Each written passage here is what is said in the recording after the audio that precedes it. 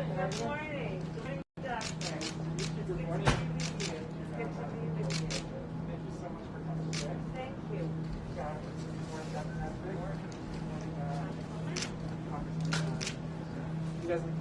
Okay, we will take our place. Yes. So that is the doctor's chair. Here I am. Congresswoman, there you are. Okay, there we are. Well, good morning. So it is great to be with you this morning, and I would love to hear from you about how you are administering the vaccines, the kinds of conversations you're having with folks who may be curious about it, as compared to those who are actually coming in to get the vaccine, and then what you see as being some of the challenges to get the vaccines in the arms of all of the folks who it's their turn and they need to have it. Well, you're at luck today. We actually have somebody, and we will do a demonstration and give her her second dose of her Moderna vaccine. Yes. So we will show that to you shortly. So right now we're a giant pharmacy. We have 152 pharmacies, Virginia, Maryland, DC, Delaware. And as pharmacists in the retail space, as community pharmacists, I think being in a grocery store as well as offering pharmacy services to our patients has really decreased a lot of the barriers to access to healthcare. Yeah. Especially with COVID, a lot of patients can't get into their doctor's offices. And as a pharmacist, it's also really important for us to make sure that our patients are adhering to their medication profiles, right? Because essentially we don't want them to miss doses and then potentially have exacerbations of their chronic illnesses. So as pharmacists, we're always trying to increase our scope of practice. And now with the COVID vaccine, that's something that we're doing here at this location, as well as all of our DC locations.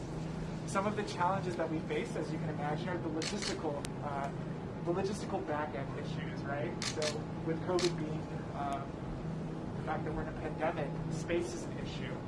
Being respectful of the 6 feet between patients, and we've had a great partnership with DC Health and Dr. Nesbitt. Dr. Nesbitt, of course, is a phenomenal national public health leader, and of course doing that here in DC. Team, Dr. Shaw, Heather Burst, they've all been great partners in this, and we've really been able to team up together and offer our space here in this store as well as our other stores. So DC has been kind enough to give us their recreation centers as well that aren't being utilized during COVID, and that has given us the opportunity to ramp up and truly have high throughput clinics.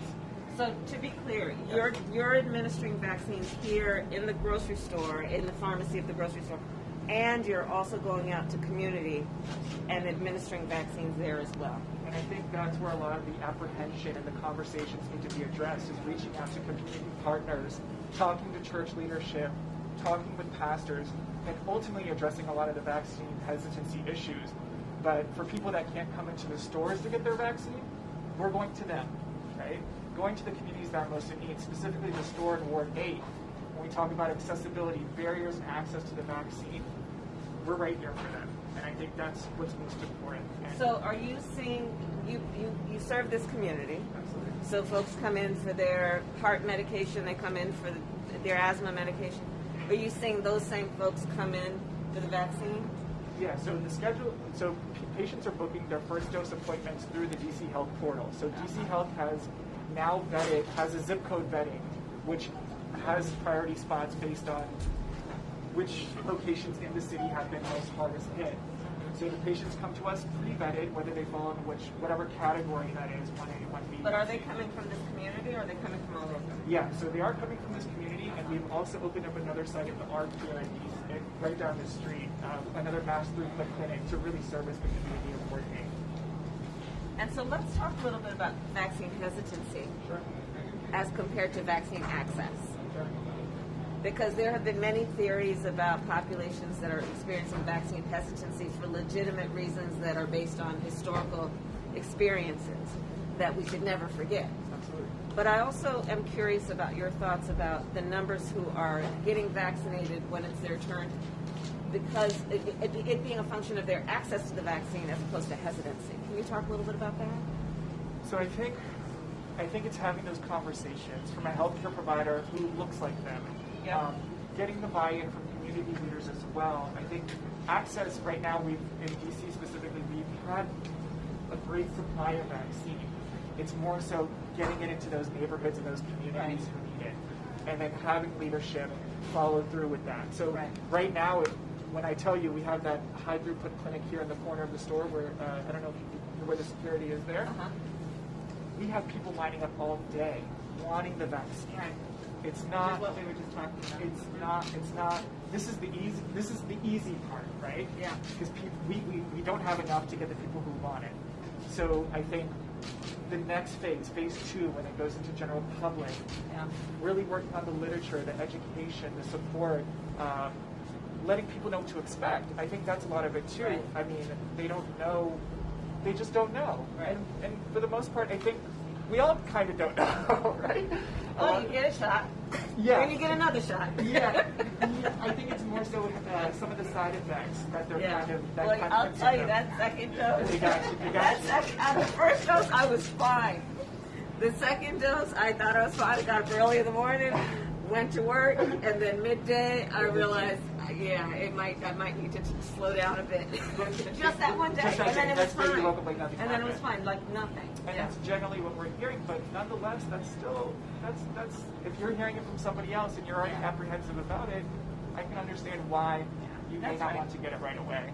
So I think that's why utilizing the community pharmacist, a face they know, a face they trust, and using that platform to kind of have that conversation. And you may not get them the first time, constantly just having that conversation and reinforcing the importance of the vaccine, I think is really why this is a great opportunity. So Dr. Nesbitt, can you just explain what you are seeing as a national public health leader and what's working and what's not working so we can look at what you're doing to replicate around the country?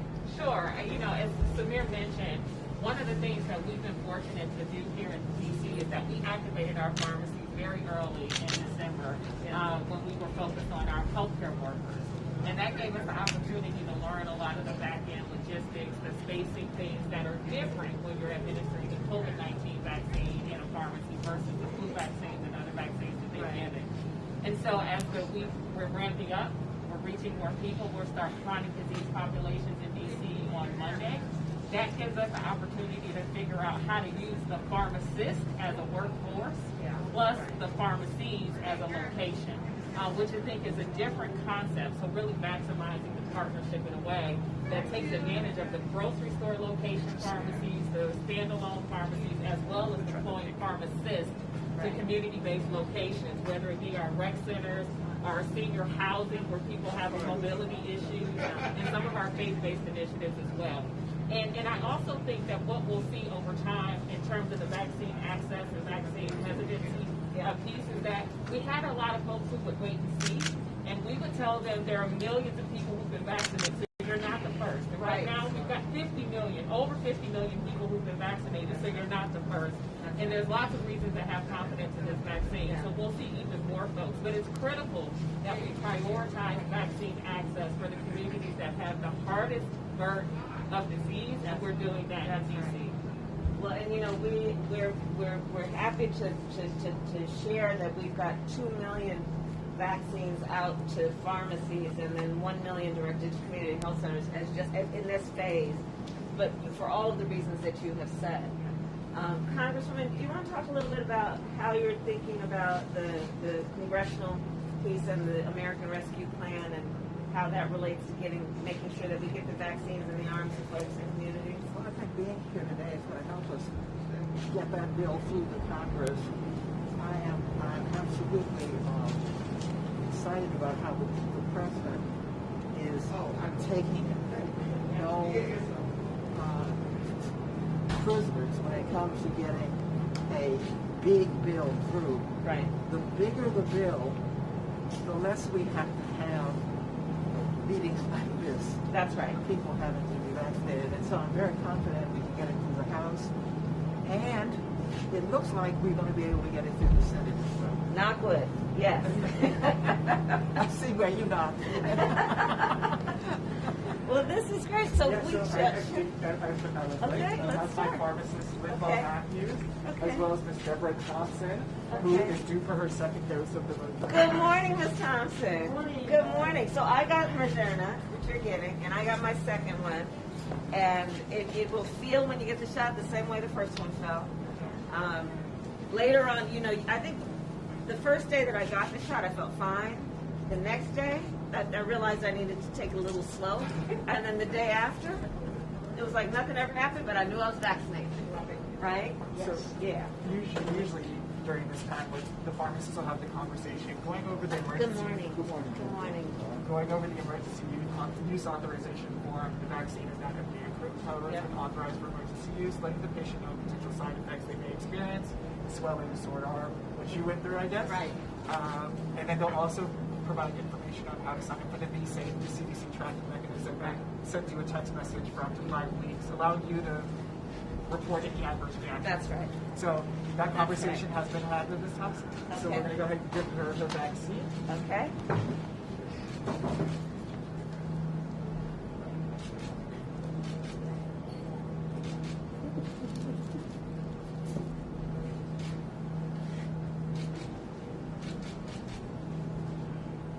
It's kind of weird to do it in front of all these cameras, isn't it? Yes. I know, I felt the same way.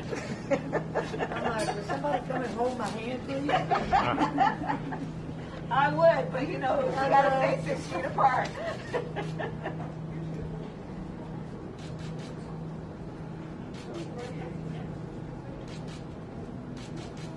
There you go. There we go. All right.